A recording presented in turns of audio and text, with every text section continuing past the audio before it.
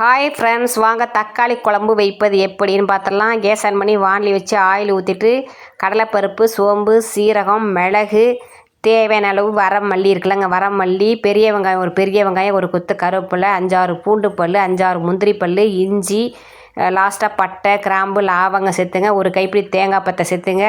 எல்லாத்தையும் சேர்த்துட்டு லாஸ்ட்டாக மிளகாத்தூள், மல்லித்தூள், மஞ்சத்தூள், கரம் மசாலா தூள் எல்லாத்தூளையும் லாஸ்ட்டாக இந்த இதிலே வதக்கி, எண்ணெயிலே வதக்கி நல்லா ஆற வச்சு மிக்ஸி ஜாரில் சேர்த்துங்க. எப்போதும் சொல்கிறது தான், ஆறுனதுக்கப்புறம் தான் எதாக இருந்தாலும் அரைக்கணும். மிக்சியில் தேவையான அளவு தண்ணி ஊற்றி மைய அரைச்சி ரெடியாக எடுத்து வந்து வச்சுருங்க. மறுபடியும் அந்த கடாயை கழுவிட்டு வச்சு ஆயில் ஊற்றிக்கிங்க.